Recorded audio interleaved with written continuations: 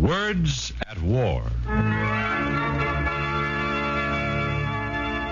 Tonight, it's one of the most controversial problems of our times. Here's one opinion. I think government planning is the only solution to our economic problems. I think the government ought to plan for everybody to have a job. Free enterprise may have been all right once, but what we need now is central planning. And the government should plan our economic welfare in peace, just as it plans for victory in war. The time has come for the government to set up a planned economy. But here's another opinion, a warning bell to stop, look, and listen. I think that government planning as a substitute for free enterprise is a step in the direction that Italy and Germany followed. I think that it would destroy our liberties, our freedom, and our civilization. Instead of being the highway to happiness, it is the road to serfdom.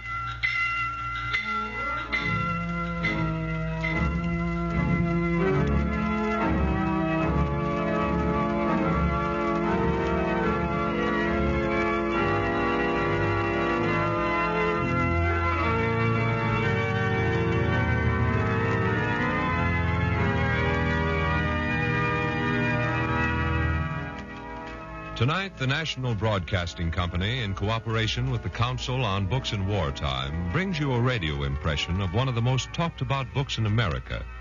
It's a direct challenge to much that is being thought and spoken these days. It's one answer to the question, shall we have a planned economy directed by the government, or shall we have free enterprise based on competition? Some of you may like it, some of you may not. But in keeping with the spirit of this Words at War series, here is one of the most provocative and widely discussed books of the day. We present The Road to Serfdom by Friedrich A. Hayek.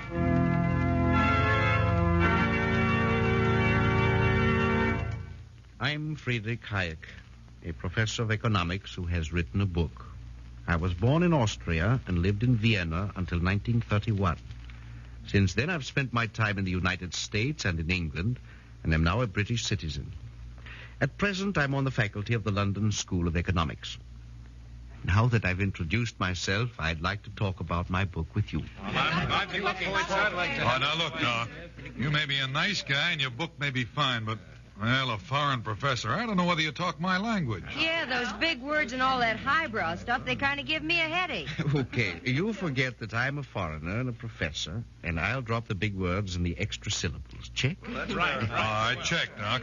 Now, what's this beef about government planning? Yeah, what's wrong with the government doing some planning, I'd like to know. It seems to me, Mr. Hayek, that the large-scale problems of today require large-scale planning, such as only the government can provide. What's the matter, Professor? Don't you want everybody to have a job? Naturally, we all want everybody to have a job. I'm sure I do.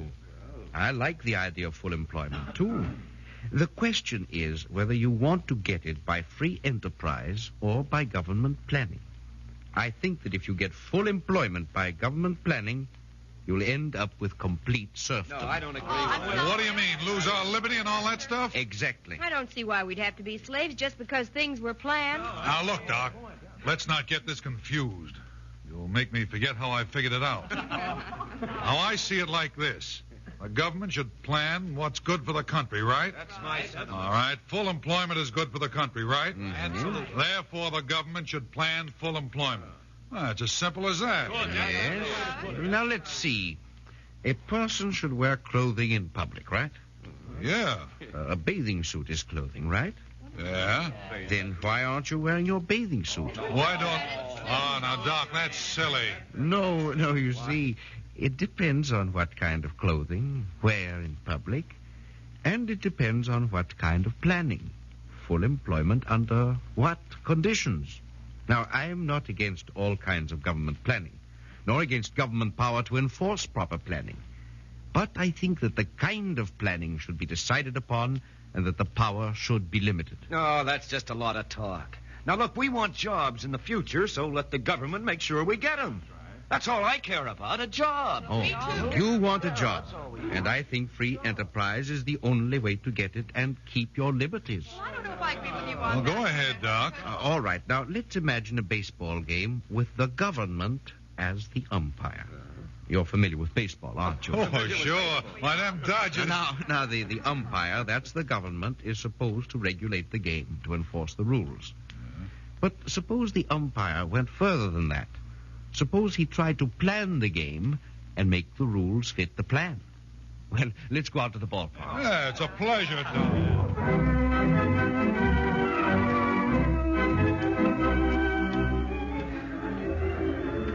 And now the batter is up at the plate, and the pitcher winds up, and here it comes. Strike? Hey, look, Ump, that was 3 feet wide of the plate. Well, yes, but you're such a big fellow. You can reach further than the other players. Don't you think it's only fair that you should? Only fair? Well, look, the plate's the plate. Now, let's not be unreasonable. Play ball? And here's the pitch again. It's high on the inside. It hit the batter. Boy, that hurts. But it puts me on first base, huh, Ump? Now, wait. Hit you pretty hard, didn't it? Yeah. Well, now, I'll tell you what. You take 2 bases instead of just 1. What? 2 bases? When a guy gets hit with the ball, he gets 1 base. You're just the catcher around here, you understand? Gee, 2 bases? But, a guy hit with the ball And gets now only the 1 runner's on base. It's in second, the and rules, here's you the know next that. batter up, and there's the pitch. And he hit it. A hot grounder deep to the shortstop, and he's up with it nicely. The runner is rounding third, and the shortstop throws to first. He just faked that throw. Now he sends the ball to the catcher at home. The runner is coming in, but he's out by a mile. Safe? What did you say, I said he was safe. He was out by 10 yards. Look, he hasn't touched the home plate yet. Yes, that's true, but how was he to know the fielder was going to throw home? How is he to know? But the rules. There's nothing in the rules that says All that. the same, it was a very underhanded thing to do, so the run counts. There seems to be quite an argument down there at the plate. While that catcher's holding the ball, the runner on first makes a break for second, but the catcher sees him. He throws to second, a beauty, and the base umpire calls him out. Yes, sir, he's out. Oh, wait a minute. The head umpire signals that he's safe. Now both the managers are coming out of the dugouts. The players are gathering around. What's the idea? Everybody could see that he was out. I think you're taking a very narrow point of view. After all, your side is 4 runs ahead now. Well, what difference does that make? I think it's only fair to give the other team more of a chance. You like close games, don't you? Well, maybe I do, but still. Certainly everyone likes a close game. All the same, if the man's out, he's out. Now, look, I'm planning this game, not you. Play ball!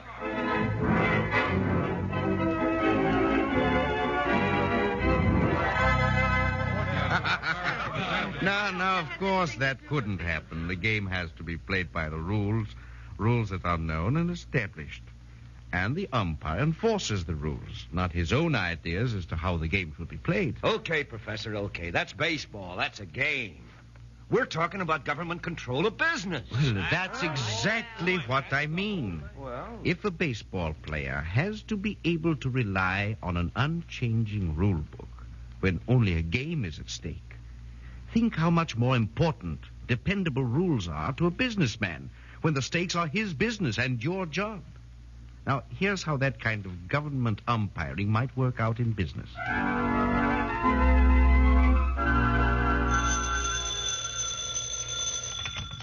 Jones Shoe Manufacturing Company.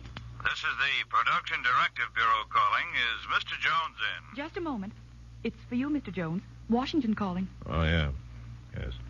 Hello, this is Mr. Jones. Mr. Jones, the Production Directive Bureau has had to reduce your spring quota. Instead of 50,000 pairs, you can make 25,000. What? Wait a minute. Well, you told me yourself 50,000. I went ahead on that. I got the leather. I'm sorry. And instead of sports shoes, we've had to shift you to the work shoe classification. Oh, now wait. I can't shift over to work shoes now. The cost. I can't afford it. We can't throw the whole plan out of line, you know. We're depending on you for the work shoe quota. But I'll go bankrupt, I tell you. Oh, there must be some way you can manage, some economies you can make. But there's nothing to cut. I can't cut on pay. The union will strike. I'm sorry, Mr. Jones, but orders are orders. Goodbye.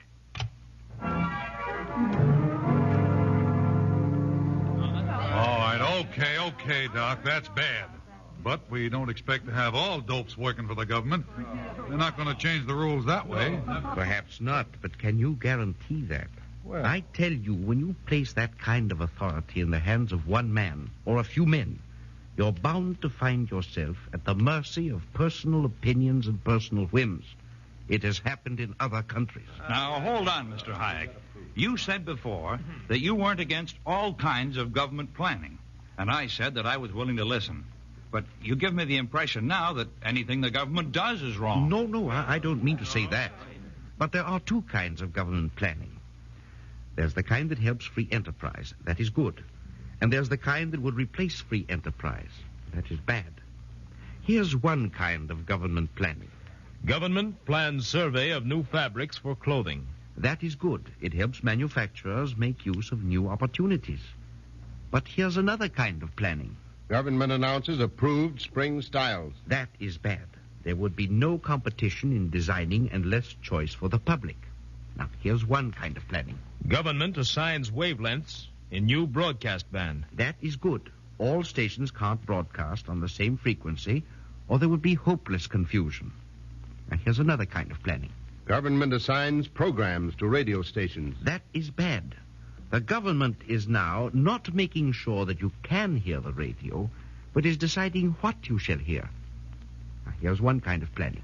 Government offers plan for soil erosion control. That is good. It means that more people will have a chance to make a living from the land. Here's another kind of planning. Government announces quotas for spring corn planting. That is bad. Such detailed planning can't be on a long-range basis. That means the government will not only regulate, but practically have to take over production. In other words, the one kind of planning is to put up signposts to assist the traveler in choosing his route. The other kind is to tell him which route he must take. So remember, there's planning for and planning against free enterprise. Oh, nuts. I beg your pardon. You heard me. I said, oh, nuts. Now, maybe you're right as far as free enterprise goes, but what's so wonderful about free enterprise? Everybody's always yapping about it, always worried about how free enterprise is today. Yeah, come to think about it, I can see how this government planning would push free enterprise around. But come to think about it again, I don't know that I can. Yeah, just what does this free enterprise mean to me? That's what I'd like to know. Me too. You Americans are the last people in the world who should have to ask. What? But let's see. You there. Who, me? Yes. Would you mind telling me where you're from? Why, I live right here in New York City. Have you always lived here? No, I come originally from a town in Illinois. How long did your family live there? Oh, I don't know. My grandfather went out there a long time ago. I see. How did he happen to go there? Well, he was a pioneer, I guess.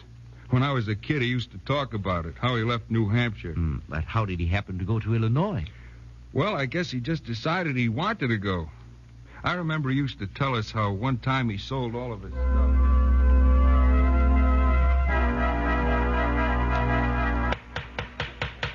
right, can I have 10 and bid? $10 once, $10 twice, $10 3 times. So to the gentleman over yonder, and that Well, that's the end of that. Are you sure you realize what you're doing, Jeb? Selling all your stuff and setting off for Illinois? Yep, I've thought it all over. I've really got a hankering to get out to that country. But, Jeb, it means leaving your home and all your friends behind. And it's a mighty dangerous trip, too. I know. When the time comes, a man's got to try to better himself. I don't take it easy leaving here. I've had mighty good friends, such as you, Jerry. Thanks, Jeb. But I can see something out yonder I could never have here. Well, I reckon I can understand what you mean, but you had a mighty good blacksmith trade here, and we'll miss you that way, too. You'll find another one.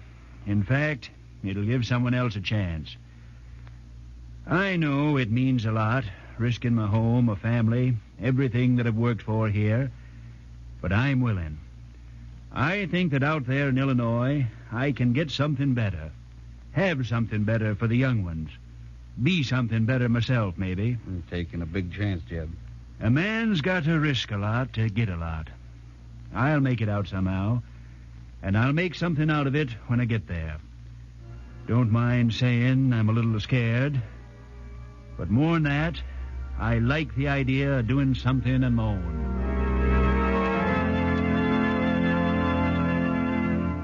That's free enterprise, a man moving just because he feels like it, because he wants a chance at something better. It's a man feeling that he has a right to start from scratch on equal terms with his fellow men and that he has a right to go as far as his courage, his work, and his ability will take him. Now, how do you think your grandfather would have felt if there'd been a government agency to say, you're a registered blacksmith, you're not needed in Illinois.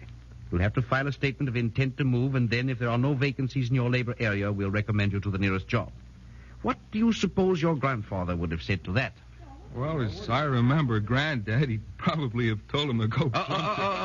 Maybe you'd better not say it. Well, okay, Professor. Those pioneers were plenty brave, and that was free enterprise. But those guys yelling about free enterprise today, big profits are what they're talking about. Profits? Is there anything disgraceful about profits? When those men risked their money, their lives, their energy, in the hope of something better, they thought they had a right to a fair profit. So did the men who built the canals and the railroads, the men who thought that they could make better iron and steel, the men who gambled on the harvesting machine, the men who bet they could make and sell automobiles. Why shouldn't they make a fair profit, have a reward for their courage and effort? All right, but all that's history book stuff. Once upon a time, free enterprise could work, maybe. But it hasn't got anything to do with us today. Doesn't it? Doesn't it have anything to do with us today? I've heard about a man in our day who left school to become an errand boy for a photographer in a little New York town. He bought out his employer, then decided to change his line of work. He became a salesman for a paving contractor, but then decided that he could do a better job himself. Oh, just a minute, and I'll tell you. He saved enough money to get a couple of second-hand mixers. And soon he was building highways by new methods, and when he couldn't buy the equipment he wanted, he built it himself. He liked a big job. When a chance came along to build the San Francisco-Oakland Bay Bridge, he built it. Then there was talk of a big dam, Boulder Dam. He said, I can build dams too, and he built it. The war came along, and there were ships to be built. He said, I know something or other about how to build things. I can build ships too. And he did, for his name is Henry J. Kaiser. I knew it. Now, that is free enterprise at work, friend. That's what we're talking about. And don't kid yourself that free enterprise doesn't work today.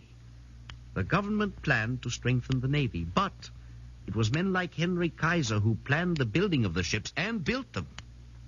Photographer, salesman, paving contractor, dam builder, bridge builder, ship builder. And his dream of huge cargo planes can be part of America tomorrow. No, now, that is not a career that the government would plan. He did the planning. Just remember that the more planning the government does for the individual, the less opportunity the individual has to plan for himself. Let's quit being ashamed for free enterprise. It has served democracy well, and perhaps democracy had better recognize it. Look, Mr. Hayek, Yes? speaking for myself at least, I do like the idea of free enterprise, but we're not all Henry J. Kaisers. That's the thing. That's just an exception. Now, I never said that I particularly liked the idea of giving the government control of everything, but just being fair. You take the way it is now. It seems to me that big business is in control of everything. Business in control of everything? That's just not true, but if it were, would you take the power away from business and give it to the government? Why, yes, I think I would. But look, when you take power away from business and give it to the government, you don't destroy that power, you increase it. Well, I don't see why, Doc. There isn't any more power. It's just that the government has it. And I think I can control that power better if the government has it instead of business. Well, I see you can't. Actually, there's a great deal more power when the government has it because it's concentrated. Now, I'll grant you, if you show me 100 wealthy industrialists, they represent a lot of power. But it's not all in the hands of one of them or even a small group of them. They, too, have their differences. After all, they're in competition with each other.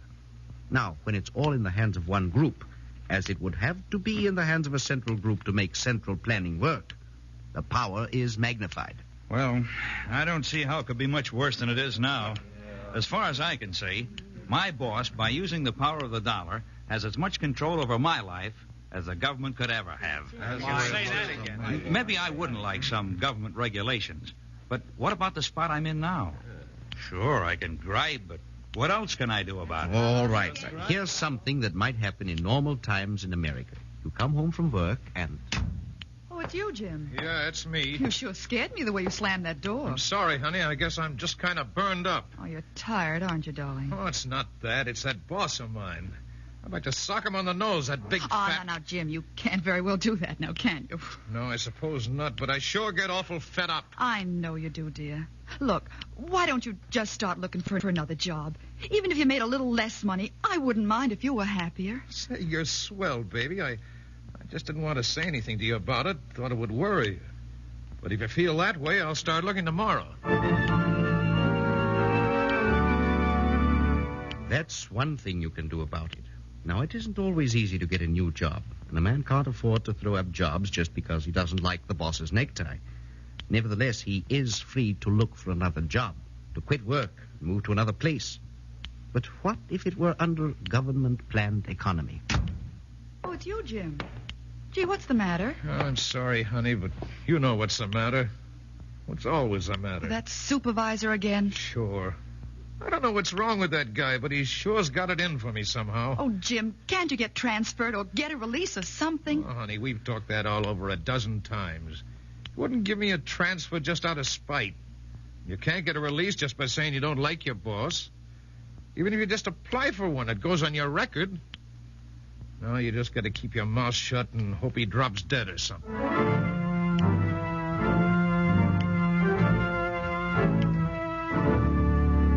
And that, friends, is serfdom. If you can't quit your job, if you're not free to leave the place you work, you're a serf. And it can happen. We've seen countries where it has happened. Well, that's something that worries me, too, Mr. Hayek. You know, when times are good, it's easy to keep our rights. But when times get tough, when jobs are scarce, well, that's something else again. I'll say it is. Freedom, liberty, rights, well, they're all nice things, but they're not very nourishing. Now, what good are rights if it's the right to starve to death? And freedom. What good's freedom if it's a freedom to skip dinner and then skip supper, too? And liberty. Yeah, liberty and 5 cents will get you a cup of coffee, but you've got to have the 5 cents.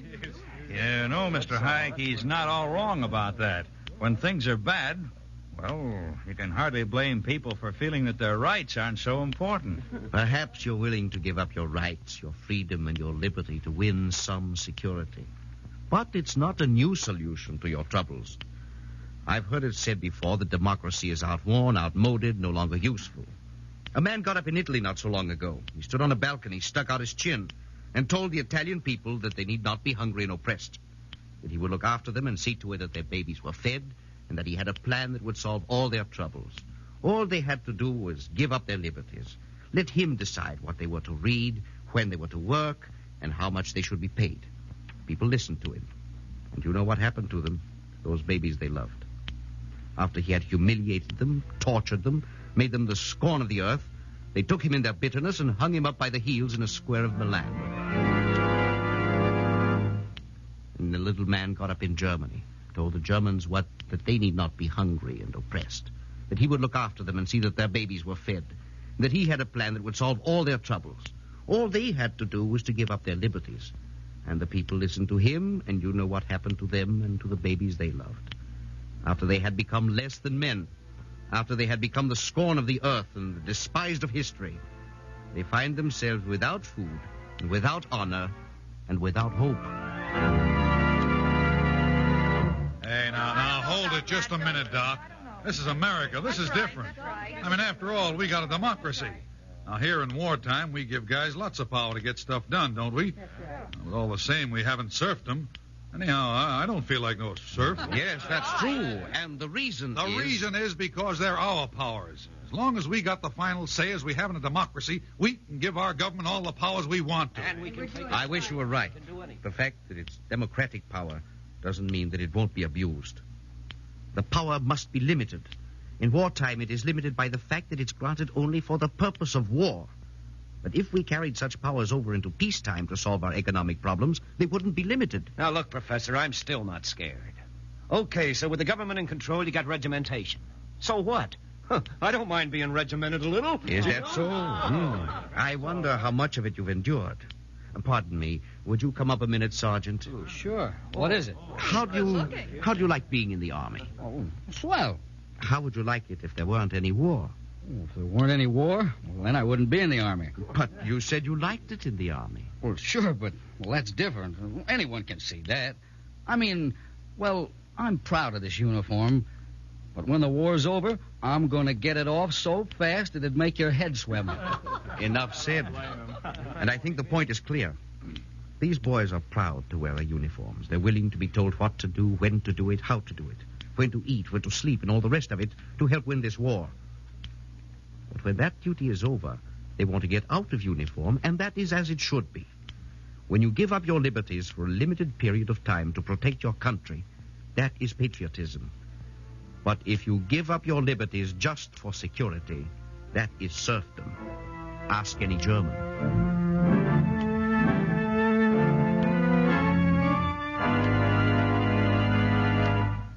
May I congratulate you, Mr. Hayek? Well, thank you, sir. I'm a businessman, and you've expressed just what I've always thought. If the government would just get out of business and let us alone. But no, all the time new rules, new regulations, new plans. Well, just what things do you have in mind, sir? Oh, you know, Social Security, old age pensions, all that nonsense. And investigations. Oh, I don't know what. Just a second, Mr. Businessman. I'm afraid you haven't been listening very closely. The things you've mentioned don't necessarily interfere with free enterprise. I happen to think that the government should plan to protect every citizen against privation and hardship which he suffers through no fault of his own. But I thought that, government interference, it makes it awfully hard for the businessman. Yes, you too have to sacrifice for freedom, you know. Short-sighted businessmen have made it difficult to defend free enterprise because they wanted to be not only free, but also easy. You've got to be just as much for proper governmental regulations as you are against undesirable regulations. You've got to encourage the right kind of government planning, or you'll get the wrong kind. Monopoly, the restraint of free trade, and special privileges are the enemies of free enterprise just as much as central government planning is. Mr. Hayek, thinking it over now, you know, none of us want to give up our liberties, and most of us, at least, don't want a lot of government control. Now, you said if we don't get the good government planning, we'll get the bad. Just which is which again? How can we judge? Well, ask yourself whether the planning makes competition more free and more fair, or whether it substitutes something else for competition. Eternal vigilance is the price of your freedom in politics. It is also the price of your freedom in enterprise. Mr. Hayek, you mentioned that wartime restrictions shouldn't be carried over into peacetime. I suppose that the more quickly they're abolished, the better. Oh, no. On the contrary, to avoid confusion and hardship, we should readjust to peacetime slowly. But we should be planning to return to free enterprise, not planning to make wartime controls permanent. Now, look, Professor, you've said some stuff that I guess I'll have to think over. But it's still a fact that free enterprise just hasn't worked. At least not to my satisfaction. Nor to mine. But I think the trouble is not that free enterprise has failed, but that it hasn't been fully tried. You can criticize your American democracy, too, if you like. It hasn't worked to everyone's satisfaction at all times. But I think you'd agree that what you need is more democracy, not less. And I think what you need is more freedom of enterprise, not less. It's natural to be dissatisfied with what hasn't worked out perfectly. But in your dissatisfaction, you may do what some other nations have done. I ask you to remember one thing. When government planning takes the place of free enterprise, you're on the road to serfdom.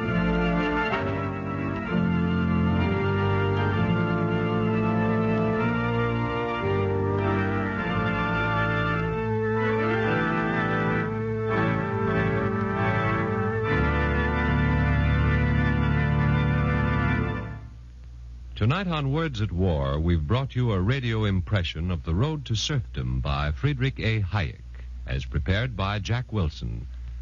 Louis Van Rooten was heard as Hayek. The music was arranged and played by William Meader.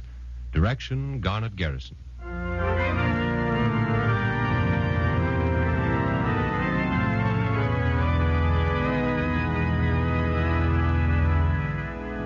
Next week, Words at War will present the radio dramatization of Wartime Racketeers by Harry Lever and Joseph Young. This series of programs is brought to you in cooperation with the Council on Books in Wartime by the National Broadcasting Company and the independent radio stations associated with the NBC network.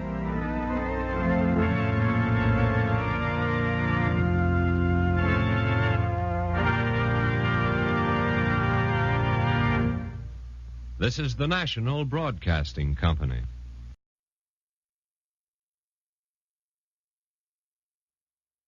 Words at War.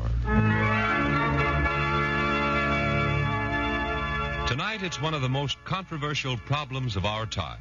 Here's one opinion. I think government planning is the only solution to our economic problems. I think the government ought to plan for everybody to have a job.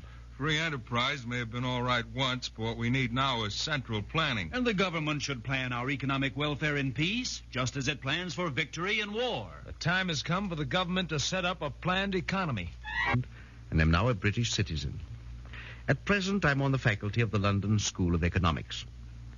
Now that I've introduced myself, I'd like to talk about my book with you. Oh, now look, Doc.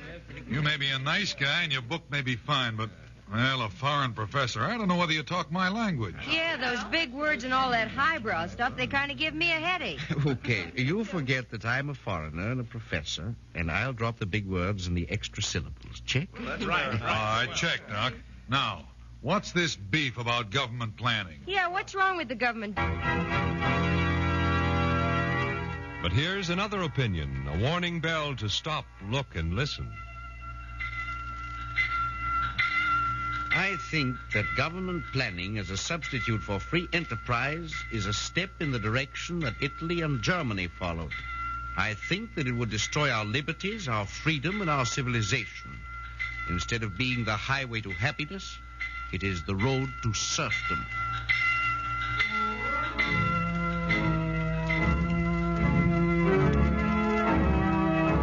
The government, or shall we have free enterprise based on competition? Some of you may like it, some of you may not. But in keeping with the spirit of this Words at War series, here is one of the most provocative and widely discussed books of the day. We present The Road to Serfdom by Friedrich A. Hayek.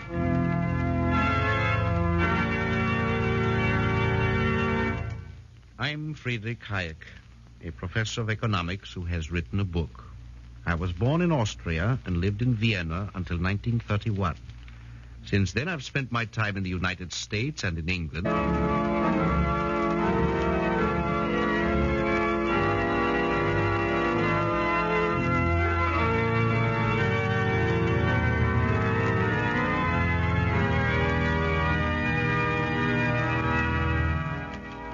Tonight, the National Broadcasting Company, in cooperation with the Council on Books in Wartime, brings you a radio impression of one of the most talked about books in America. It's a direct challenge to much that is being thought and spoken these days. It's one answer to the question, shall we have a planned economy directed by